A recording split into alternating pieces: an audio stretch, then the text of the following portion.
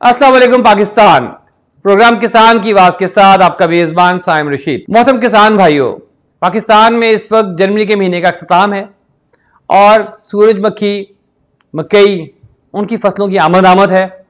काश्तकार हजरात तैयारी कर रहे हैं।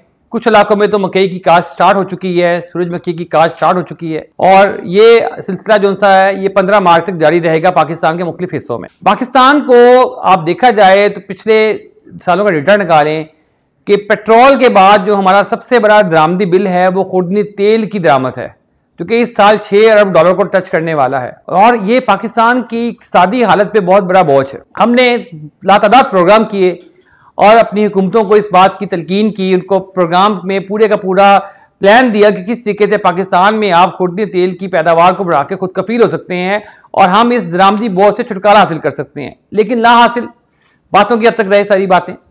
अब मैं आपसे बात करता हूं कि मौजूदा हालात में इस साल पाकिस्तान में जहां बहुत से दीगर मसाइल ज़राअत के हवाले से दरपेश है हमें, उसमें अभी एक नया मसला पैदा हुआ जो कि नहीं होना चाहिए था। वो ये कि पाकिस्तान में इस वक्त सूरजमुखी का और मकई का हाइब्रिड बीज दस्तयाब नहीं है। पिछले साल सूरजमुखी के जिस बीज की कीमत जो थी 6,000 साढ़े 5,000 रुपये फी बैग थी, पर एकड़ कॉस्ट थी, वो अब बढ़ के इस साल 16 से 18,000 हो चुकी है और मकई का जो बीज 10,000 का बैग मिलता था वो 20,000 से तजावुज कर चुका है। जनाबी वाला, प्राइस बढ़ना एक अलग बात है, असल मसला है दस्तयाबी का। बीज दस्तयाब नहीं है। क्या हो रहा है? पोर्ट पे आपके कंटेनर्स आए हुए हैं, एलसी ओपन हो रही। सागदार साहब जनाब, इससे बड़ी नाअहली क्या होगी कि आप किस चीज को बचाने के चक्कर में हैं?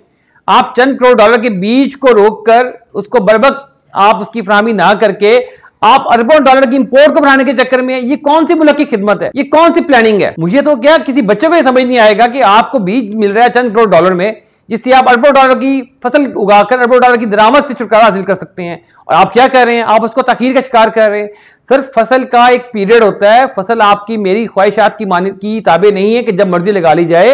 फसल का एनवायरमेंट से, मौसम से, महीने से, कैलेंडर से ताल्लुक है और ये सारे का सारा ताल्लुक था। ये विंडो 15 जनवरी से 15 मार्च की विंडो है, जिसमें सबसे आइडियल मौसम फरवरी के महीने का होता है, जिसमें तेलदार अनाज, सूरजमुखी और मकई की काश्त होती है।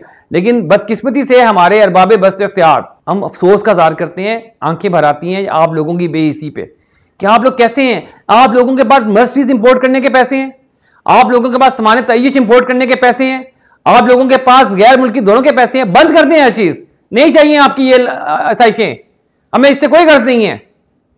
आप सारे अपने मसाइल हल करते जा रहे हैं, क्या आवाम का मसाइल हल कर रहे हैं? सर, खुर्दनी तेल का बुरहान शदीद शिद्दत से पाकिस्तान को टच करने वाला है। आज मैं न्यूज पढ़ रहा था कि पिछले 15 दिन से जो आपके यूटिलिटी स्टोर्स पे अच्छी क्वालिटी सस्ता जो खुर्दनी तेल है वो दस्तयाब नहीं है, रैक खाली हैं। आप इस पर बातें कर रहे हैं, लोगों को बताया जा रहा है, इस वक्त अफवाहें फैल रही हैं कि पाकिस्तान में खुर्दनी तेल की जो इंपोर्ट है वो मुतासिर हो चुकी है और अवाम को पकाने का तेल दस्तयाब नहीं होगा। आपके पास क्या स्ट्रेटजी है, क्या हिकमत अमली है? क्या करेंगे आप? इसमें भी अवाम को तसल्लियां देंगे? सर, अवाम आपके कहने पर बिजली के बगैर रह सकती है, आपके कहने पर अवाम गाड़ियों में पेट्रोल कम डलवा सकती है, आपके कहने पर कपड़े पुराने पहन सकती है, लेकिन खुराक का क्या करेगी? खुराक हल्की से हल्की भी खाएं तो तेल तो डाल लेना उसके अंदर। आप क्या कर रहे हैं? जनाबे वाला, इस पे फोकस करें।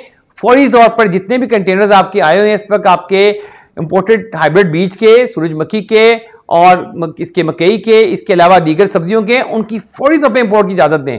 आप देख लें, आपकी इस नाअहली की वजह से कि आपने प्याज इंपोर्ट नहीं होने दिया, मार्केट में 250 रुपए किलो प्याज चल रहा है। प्याज 250 रुपए किलो, सोचा था कभी? एक साल में प्याज की फसल 50 रुपए से 250 रुपए पहुंच गई। चलें, आपकी बात है पूरी दुनिया में महंगाई हुई है सर, 30-40% महंगाई थी, 400% महंगाई नहीं थी। ये कंप्लीटली मुकम्मल नाअहली और मनसूबाबंदी का फुकदान है और इसके सबसे बड़े जिम्मेदार वफाक, उसके बाद सूबाई हुकूमतें हैं।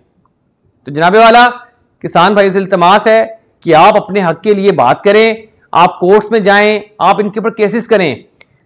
आपको बीज की दस्तयाबी देना गवर्नमेंट की जिम्मेदारी थी, सूबाई हुकूमतों की। ज़राअत सूबाई मसला बन चुका है, वफाकी हुकूमत की। जहां पर आपको ये इश्यूज आ रहे हैं, आप उनके ऊपर केस करें, आप मौसम की अदालतों में जाएं, इनको माफ मत करें, मीडिया से रब्ता करें। आप मीडिया के जरिए अपना लोगों को, सिविल सोसाइटी को बताएं कि भाई अगर सीड ना इंपोर्ट हुआ तो फसल नहीं आएगी, फसल नहीं आएगी तो तेल कहां से आएगा? तो मेरी रिक्वेस्ट है हुकूमत से, फौरी तौर पर जितने भी कंटेनर आ चुके हैं आपके पास बीज के, उसकी दस्तयाबी को यकीनी बनाएं, इनको रिलीज करवाएं, वरना हम एक गंदम के बाद एक और बुरहान की तरफ जा रहे हैं।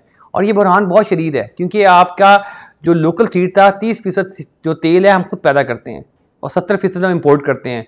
अगर 30% से हमारी 50% क्रॉप भी आपकी जो सी है कम हो गई, इसका मतलब है 15% तेल, $1 अरब का इजाफी बोझ पड़ जाएगा चंद मिलियन 40-50 लाख डॉलर के सीड को इंपोर्ट ना करने की वजह से। तो कोई तुक बनती है? कोई अकल की बात समझ आती है किसी को? खुदारा होश के नाखुन लें, खुदारा होश के नाखुन लें। किसान भाइयों, आपको थोड़ी सी तकालीफ होंगी, आपको बीज महंगा मिल रहा है, इसके बावजूद मैं आपसे इल्तमास करूंगा जितना मुमकिन हो सके आप अपनी फसलों पे बीज लगाएं, जहाँ से मिलता लगाएं। अगर इम्पोर्टेड नहीं मिलता तो लोकल अच्छा बीज लें जिसकी जर्मिनेशन बेहतर हो, उसको लेकर पहले जर्मिनेशन टेस्ट करें उसका। अगर उसकी जर्मिनेशन 90% से ऊपर आती है तो उसको काश्त करें। एक दूसरे से मशवरा लें कि जिसने कुछ पिछले साल लोकल बीज लगाया था वो कैसा रहा। चले आपको 120 मन पैदावार नहीं मिलेगी, 80-90 मन पैदावार ही आ जाएगी, लेकिन आप करें, आप इससे इज्तनाब मत करें। इंशाअल्लाह ताला किसान न्यूज़ आपके साथ है, आपकी आवाज़ को हम हर फोरम पर बुलंद करेंगे। हमारी मुमकिन कोशिश है आपके हकीकी मसाइल से हकाम बाला हुकूमतों को और उनको आगाह करते रहें और आप लोगों की रहनुमाई करते रहें। मिलती है अगले प्रोग्राम के साथ। पाकिस्तान जिंदाबाद।